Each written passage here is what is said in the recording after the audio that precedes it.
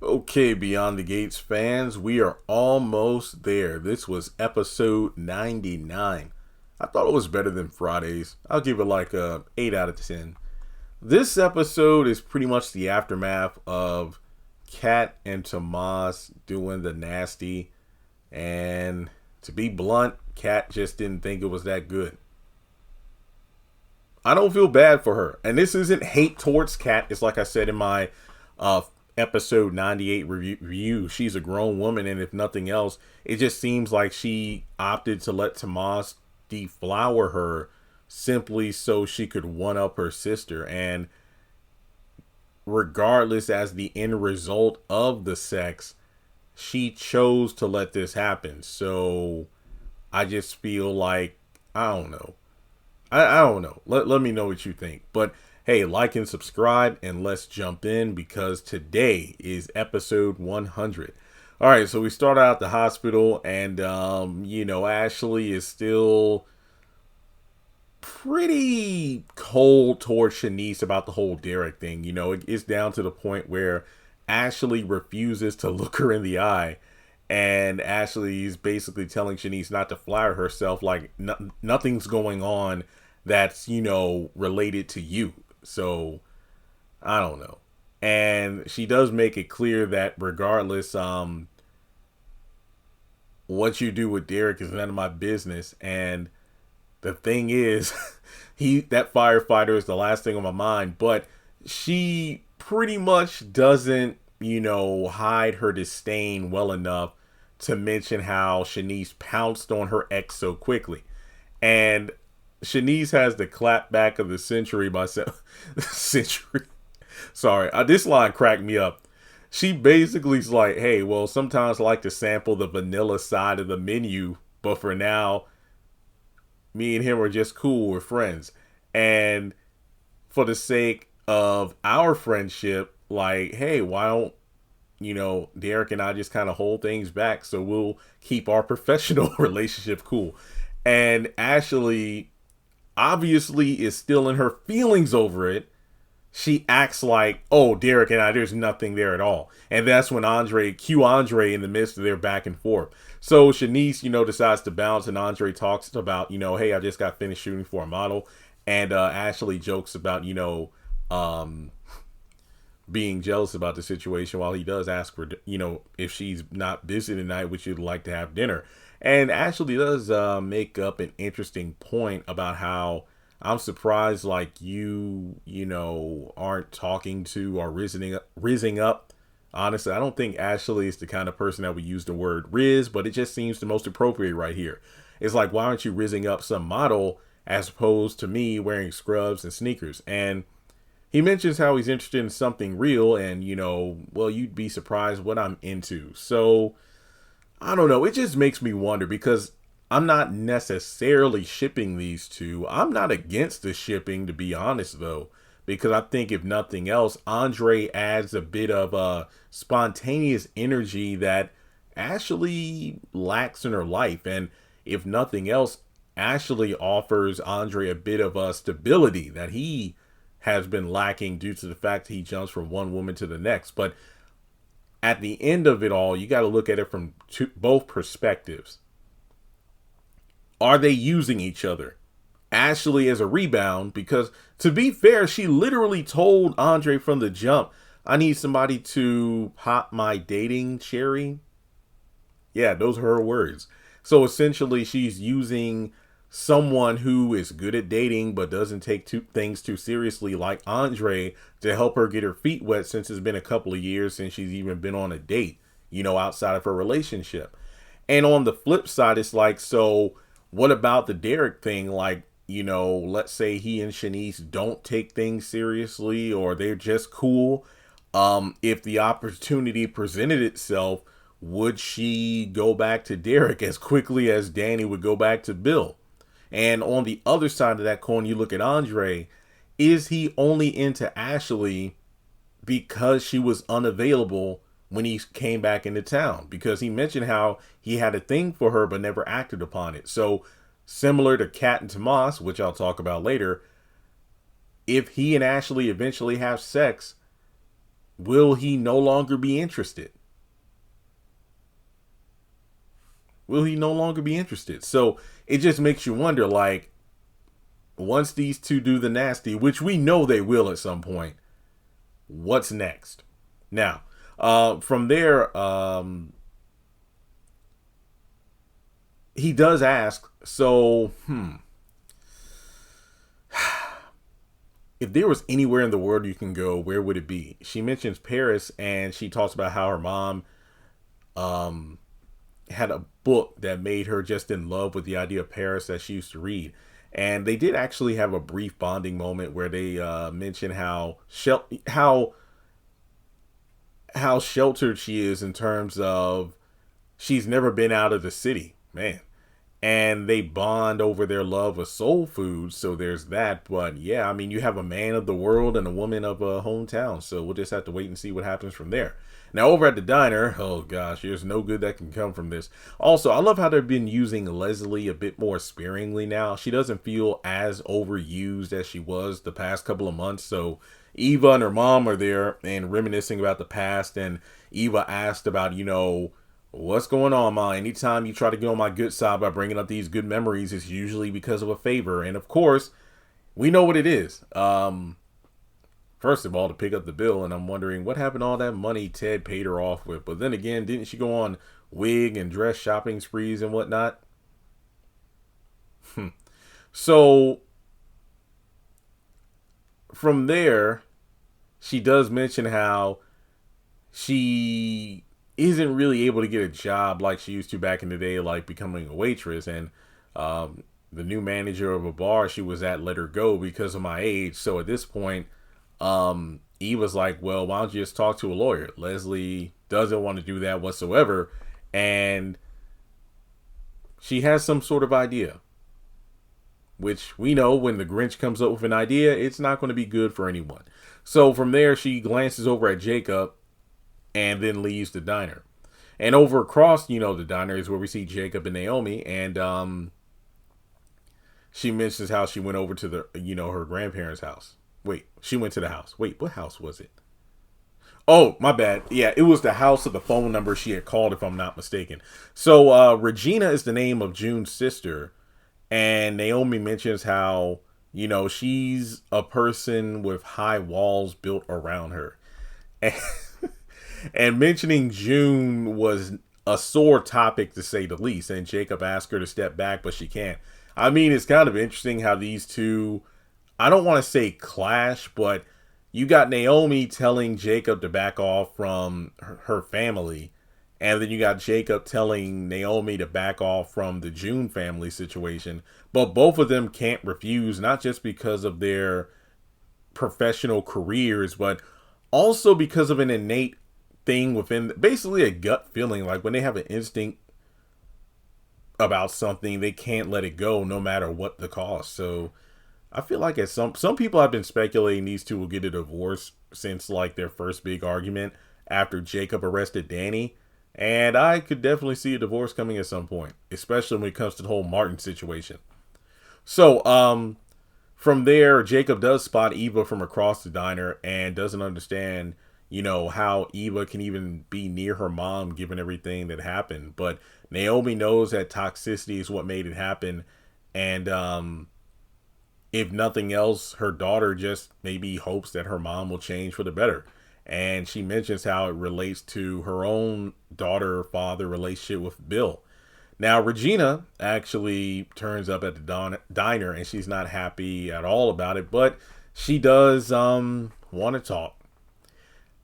But speaking of situations that seem to be the opposite of talking, you got Kat, and she and Tomas are getting dressed, and he tells her it was everything he had hoped it was, and more. And Kat's face just says it all. It definitely was something. It was lovely. And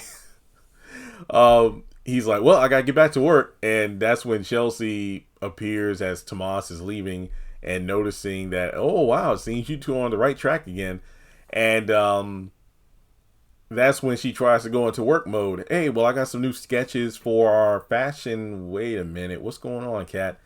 And that's when Chelsea spots the condom wrapper and it's like, what just happened here? And Kat mentions how she just lost her V card and they hug and I don't know. Chelsea is like, well, hey, I told you fight for your man, but I didn't mean you go hot girl summer on it. And Kat, I'm sorry, but I disagree. Kat tells Chelsea that she felt it was the right time to do it because Tomas and I have a vibe. And she mentions how she hated every second of it. I mean, despite him being tender and sweet and asked if she was okay the whole time, she felt like she was having an out of body experience. Nothing felt like much of anything. His technique was good, but am I broken? What's going on? It's like, for whatever reason, making out, the chemistry is through the roof, off the charts, but after the initial pain, I guess, of penetration, she felt nothing. It was like watching paint dry. And she wonders if she has issues because I was just waiting for it to be over. And Chelsea knows the first time isn't always magical. And she tries to give her cousin. I just love the bond between these two. It's like people say, it's funny how Chelsea and Kat seem to be more sisterly than her and Naomi. But I just think it's a matter of age because her and Kat are in the same age range. Kind of like, Naomi and Martin have like a sibling vibe regardless because they're the older siblings of their family. Or they're branches of the family tree, I mean. She asked if, Kat, is willing to talk to Tomas about it. And sounds like Veronica Harrington from The Haves and the Have-Nots. Practice makes perfect. So, I don't know. I mean, I can't really speak on this because if you follow my heck, I've said this in plenty of videos. I'm personally waiting for marriage, so I couldn't sit up here and act like, well, it's okay, Kat. The first time might not be all that great, but practice. Kind of makes me wonder sometimes, like, dang, like, that's a scary thought. If I ever get married to, future wife, then I have sex the first time on our honeymoon. If I'm bad, yikes. That's going to put a stain on the marriage. But I don't know. It's like, does it mean that Tomas was bad or is it just, I don't know. I couldn't tell. I mean, I'm not discounting what Kat feels, but like you say it sucked, no pun intended, but it was your first time. So is it just that sex isn't for you? Like I said, I don't know. Maybe I'm overthinking it, but I feel like I feel like the vibe wasn't right. I feel like the vibe was, let me claim Tomas before Kat does. That's pretty much my 2 cents. Now, over at the hotel, Ted's trying to work on some notes from his office when who pops up. And she asks if it's a bad time. And it's like, Leslie, you don't give a damn what time it is. You're going to come over, good, bad, rainy, cloudy. You're going to come over. And she mentions how she's broke. And he's like, well, what do you want from me? So she explains due to age discrimination, that's why she lost her job and she wants a loan. And he rightfully says, buzz off. Didn't I give you $50,000? And she decides to clap back thinking that, oh, well, I think you owe me far more than that for taking care of our daughter for all these years. And he rightfully points out that, well, aren't you wearing some new clothes and whatnot? And what about the police report in regards to Nicole? And that's when, she opts to not show off the bruising, which she was, walking around basically with, a mega horn. Hey, look at my neck. And he pretty much tells her, get the hell out. So she decides to say, well, you know what? You robbed me of child support. And that's when he says, well, hey, didn't you rob me of Eva? And then throws her out. Hey, that's a good thing. Yeah, like, don't give her another cent. So over at the diner, Tomas runs into Eva and asks if they could chat, but she has to leave and says, it's about her mom, obviously the favor. So from there, Tomas chats with Caroline, who tells him that he's glowing, and he's like, oh, it must be something in the air. That's crazy. This man's walking around on cloud 9, and Kat's just like, So, Naomi asks if June has any other family. And that's when she pulls out that photo of the kids, and Regina is just like taken aback by it.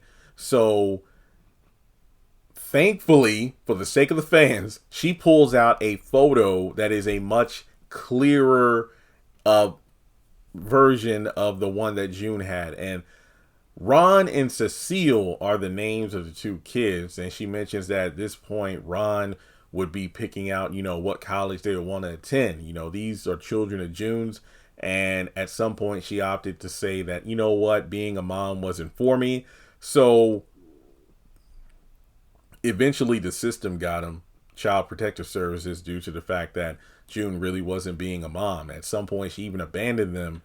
And by the time Regina found out what had happened, the kids were adopted, and the system wouldn't tell them where they were. And even to this day, Regina loves her niece and nephew. And she's even hired a private investigator to find them, but no luck. And I think it is safe to assume that Terrell and Samantha are these two kids. I mean, this has been a theory for a long time. Now, Eva goes to, meet with her mom, and she's drinking a martini as always. Well, maybe not a martini, but usually it's something. And she tells Eva about Ted refusing to give her a loan. And, Eva's annoyed that, yet again, Leslie is deciding to poke the bear.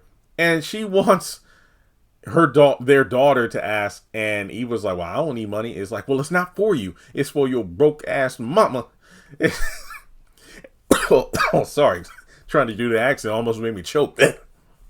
So she calls it like it's a daughter's sacred duty to look out for their mom, basically guilt tripping. And Eva tries to put a stop to it.